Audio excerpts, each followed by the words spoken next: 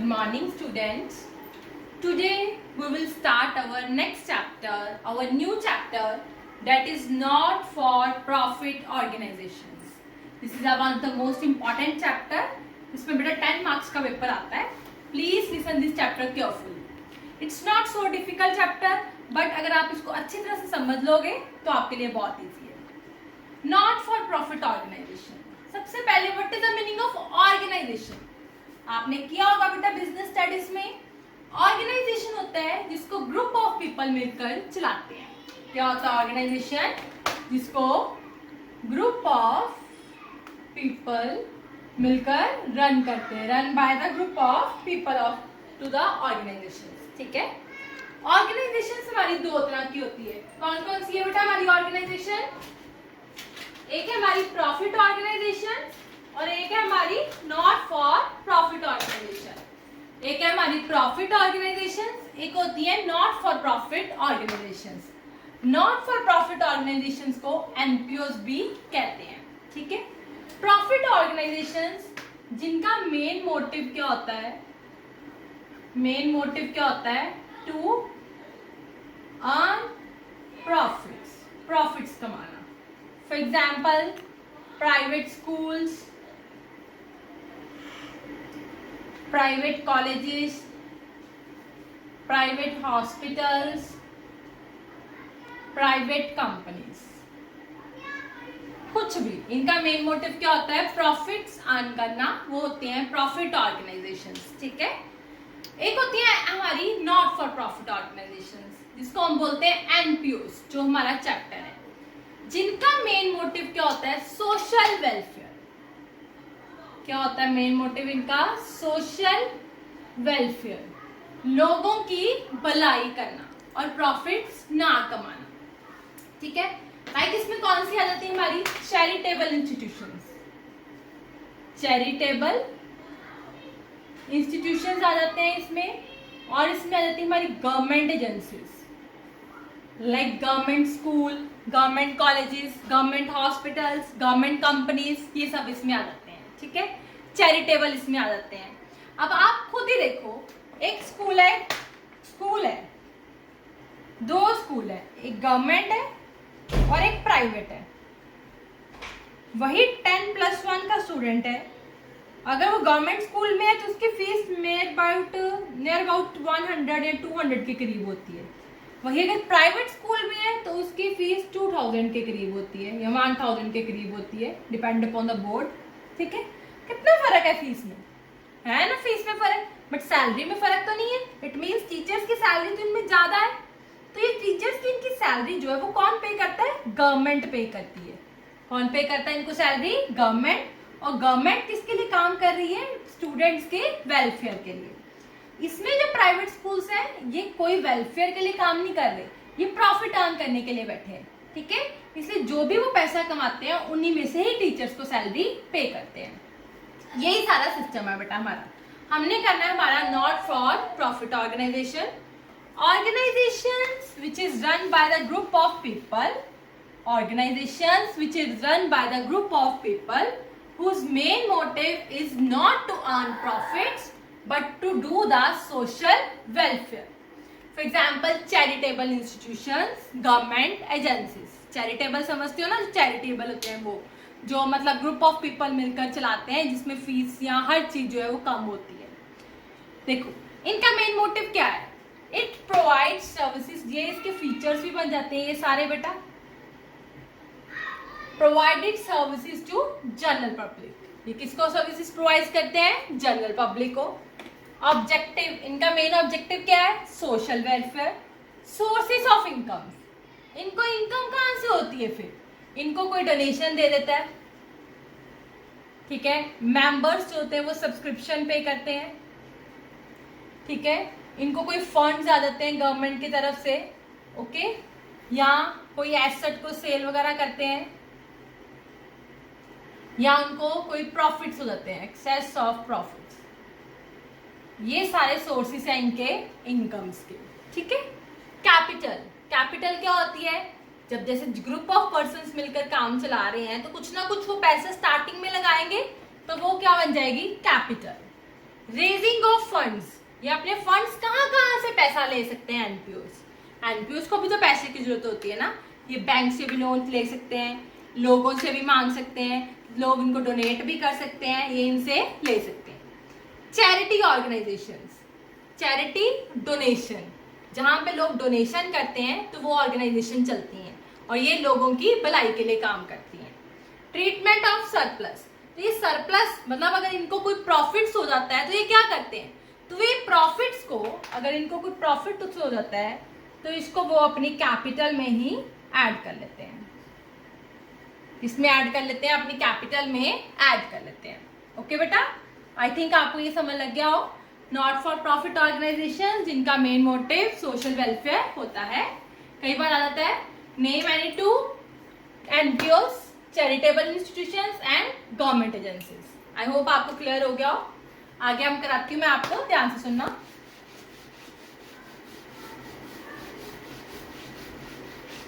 Not for profit organisations, हमने सबसे पहले मैं आज आपको कराती हूँ, हमने 3 अकाउंट्स बनाने हैं। एक का बनाना हमने receipts and payment account, income and expenditure account and balance sheet. Receipts and payment account, income and expenditure account and balance sheet। Balance sheet तो बेटा सिंपल है, ठीक है। मैं आपको जैसे हमारी बैलेंस शीट बनती है लायबिलिटीज अमाउंट, एसेट्स अमाउंट, वैसे बनानी। मैं आपको 2 अकाउंट्स के बारे में बताती हूँ। एक है हमारा रिसीट्स एंड पेमेंट और एक है हमारा income and expenditure. Very important, इनका डिफरेंस जो है वो भी बहुत इंपॉर्टेंट है, इट्स वेरी इंपॉर्टेंट, प्लीज इसको लर्न जरूर करना, ठीक है बेटा। अगर आपको सम में receipt and payment account given होगा तो आपका इनकम एंड एक्सपेंडिचर बनेगा। अगर सम में इनकम एंड एक्सपेंडिचर गिवन होगा तो रिसिट एंड पेमेंट बनेगा। 90% आपका रिसिट्स एंड पेमेंट गिवन होता है और आपको इनकम एंड एक्सपेंडिचर बनाना होता है। मैं आपको सारा बताती हूँ, बहुत ध्यान सुनो। Receipt and payment, it is just like cash account. आपने कैश अकाउंट करा ना +1 में कैश बुक, ये उसके तरह होता है।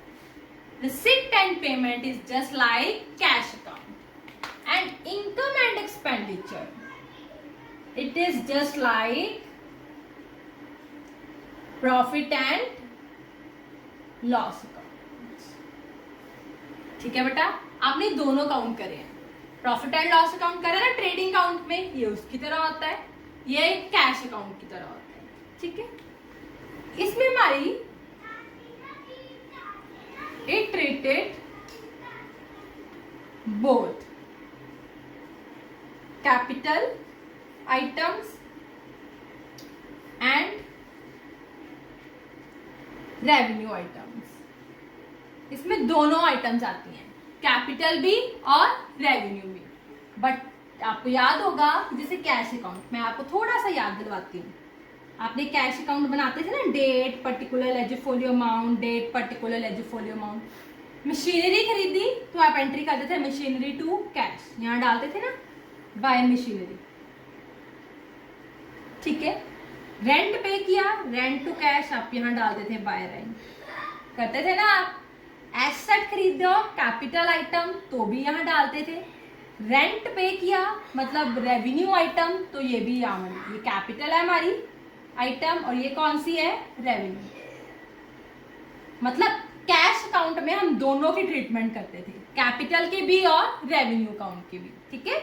सो ये कैश अकाउंट की तरह है तो इसमें दोनों का ट्रीटमेंट करना है। तो अब प्रॉफिट एंड लॉस अकाउंट याद करो, इसमें हम सिर्फ एक्सपेंसेस डालते थे। अगर हमने क्या पे किया, रेंट, तो यहाँ पे। अगर हमने मशीनरी खरीदी है तो वो कहाँ आ जाती थी, बैलेंस शीट की एसेट साइड, यही आती थी ना। अगर हम मशीनरी खरीदते हैं तो एसेट साइड डाल देते थे, रेंट पे करते हैं तो प्रॉफिट एंड लॉस अकाउंट। मतलब हमारा इनकम एंड एक्सपेंडिचर अकाउंट किसके अकॉर्डिंग है? Profit and loss account. So हम इसमें सिर्फ किसकी ट्रीटमेंट करेंगे? It treated only revenue items. ठीक है बेटा। Third point, it is a real account, it is real in nature. Because real क्या है हमारा rule? Debit all expenses and losses, credit all income and gains. तो ये real है, तो रियल किसके अकॉर्डिंग है फिर ये? क्योंकि कैश के साथ है तो ये रियल इन नेचर है। ये जो है ये किसके साथ है? It is nominal in nature. कौन सी नेचर है इसकी? नॉमिनल। नॉमिनल मीन्स इसमें क्या होते हैं? Debit all expenses and losses, credit all income and gains. Means इसमें हमारे एक्सपेंसेस, इनकम्स और गेन्स आते हैं, इसलिए कौन सी नेचर है? Nominal in nature. I hope आपको इतना क्लियर हो गया हो। नेक्स्ट देखो बेटा, ध्यान सुनो। It records on the basis of cash, means cash basis of accounting. It records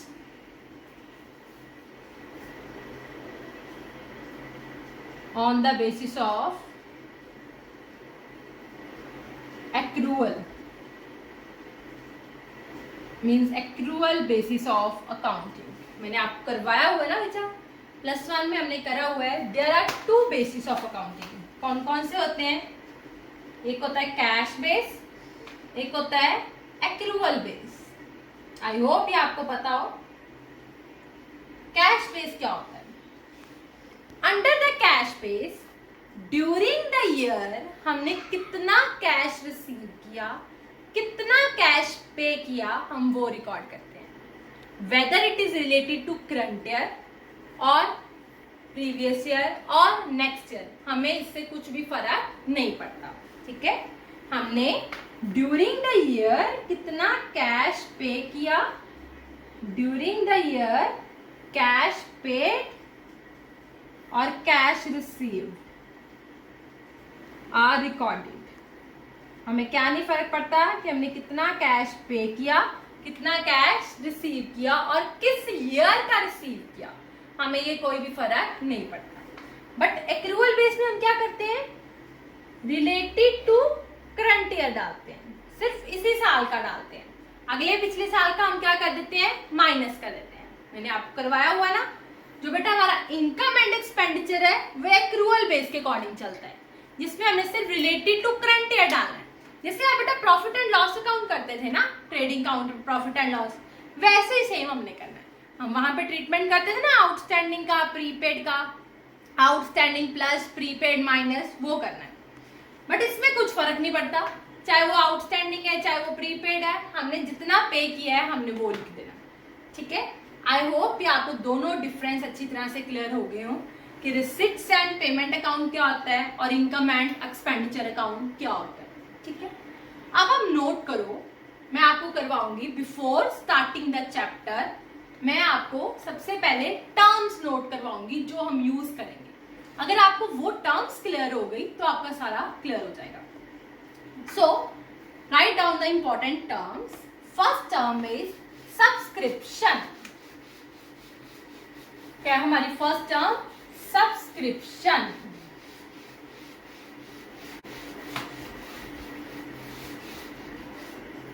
There are certain important terms.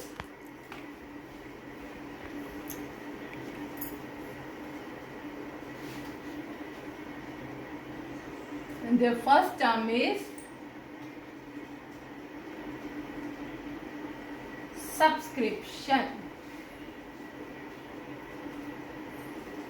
क्या होता है बेटा सब्सक्रिप्शन? देखो, it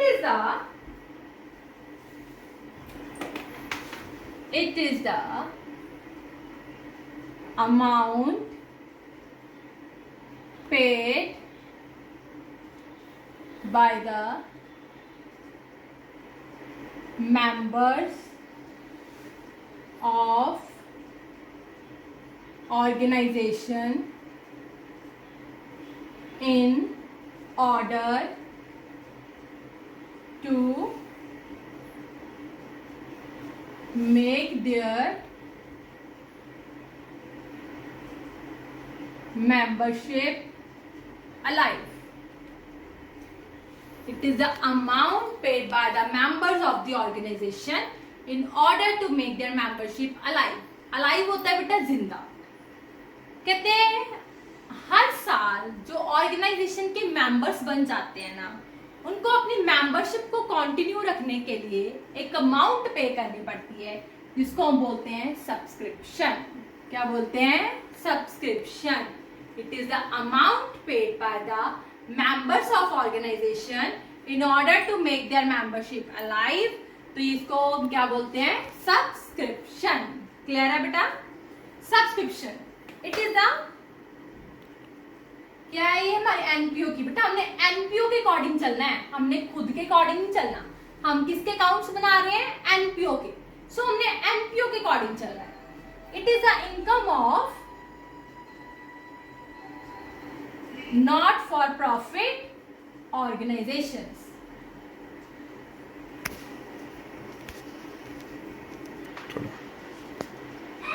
So बेटा अब मैं आपको बताती हूँ इसमें सब्सक्रिप्शन कैसे निकालते हैं. जो मैं आपको फॉर्मूला बताऊंगी उसको बस आप एक लर्न कर लो पूरा अच्छी तरह से.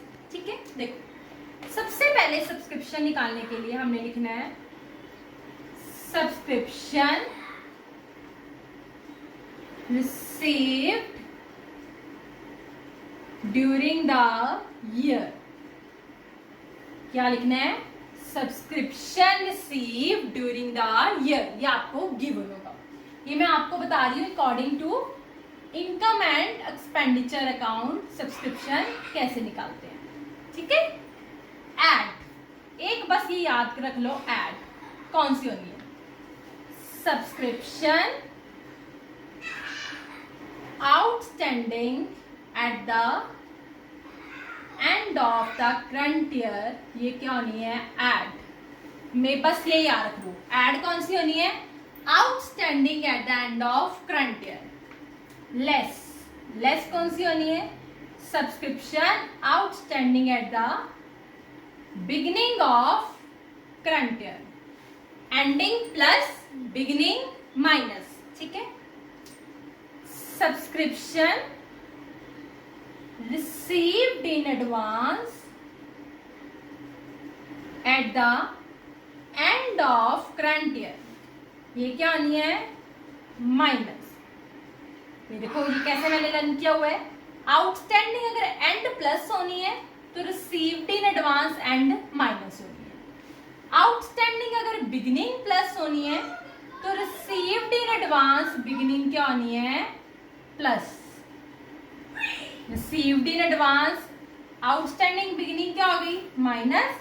तो रिसीव्ड इन एडवांस बिगिनिंग क्या हो जानी है? प्लस. ऑपोजिट होना है. ठीक है? Outstanding and plus, outstanding beginning minus, received in advance and minus, beginning plus. Okay बेटा, दोनों का रिवर्स हो जाना है. ठीक है?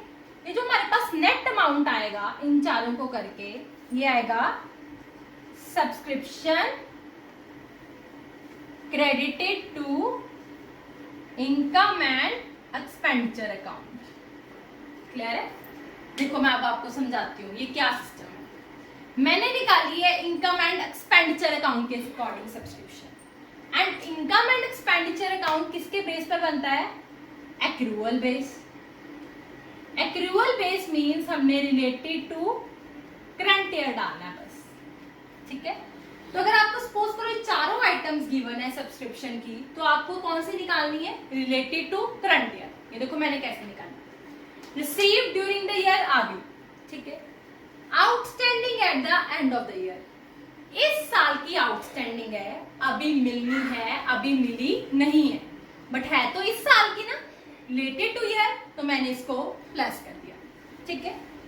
आउटस्टैंडिंग है बिगिनिंग. बिगिनिंग मीन्स पिछले साल की. कोई बिगिनिंग का है तो इट मीन्स वो लास्ट ईयर का है. बिगिनिंग में आउटस्टैंडिंग है मीन्स पिछले साल की आउटस्टैंडिंग है, अभी मिलनी है लेकिन अभी मिली नहीं है. अगर पिछले साल की आउटस्टैंडिंग है तो मेरे इस साल में आएगी? No, because it is not related to current year. तो मैंने इसको क्या कर दिया? Minus. Subscription received in advance at the end of current year. मैंने अपने ईयर के एंड में, ईयर मेरा शुरू हुआ 1 अप्रैल को 2019 को, एंड हुआ 31 मार्च 2020 को। ईयर के एंड में 31 मार्च को मैंने एक सब्सक्रिप्शन रिसीव करी है एडवांस में। अगर एडवांस का मतलब होता है आप नेक्स्ट की पहले से रिसीव कर लेते हैं। 31 मार्च को अगर आपने सब्सक्रिप्शन रिसीव की है तो वो कौन सा ईयर की है?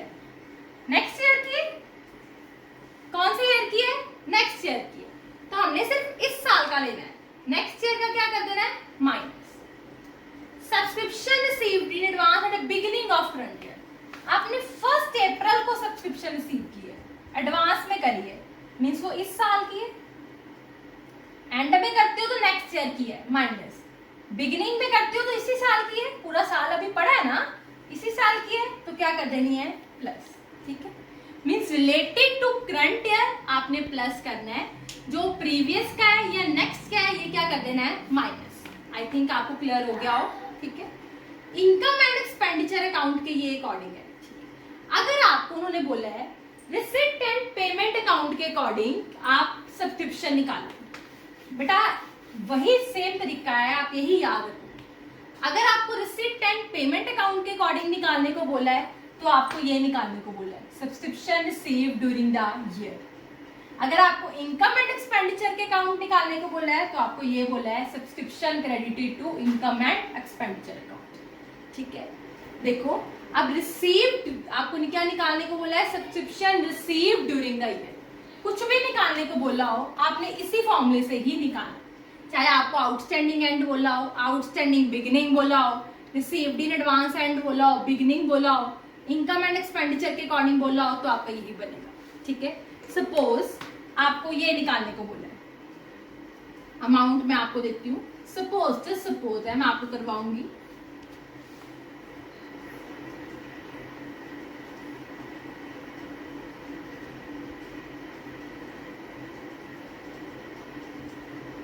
देखो रिसीव ड्यूरिंग द ईयर 1000, ये ऐड हो जाना आउटस्टैंडिंग, बिगिनिंग वाला क्या हो जाना ये माइनस, ये भी माइनस, ये प्लस। माइनस वाला मैंने ब्रैकेट में डाल दिया, तो कितना बन गया? 3 + 1 4 -1 3 -5 25 + 5 5000, ये आ गया। ठीक है बेटा, अब सपोज करो आपको ये निकालने को बोला है, ये गिवन है लेकिन ये निकालने को बोला है, तो देखो मैंने इसको ले लिया x, सारी ऐसे डिजिट फिल की, बस उसको क्या लिख लिया? x। तो मैं नीचे कर लूं, देखो x + 3000 -1000 -500, जो यहाँ पे मैंने वैसे ही चल रही हूँ, प्लस मैंने ये इक्वेशन बना ली, मैंने इसको सॉल्व किया, x + 4000 = 5000। 5 - 4 ये मेरे पास x आ गया 1000, ये चीज आ गई। Subscription receive during the year कितना आ गया? 1000। ऐसे आपको कुछ भी मिसिंग हो तो आप ऐसे ही निकालोगे। Okay, that's all with today. Still if you have any problem then you can ask from me. Thank you.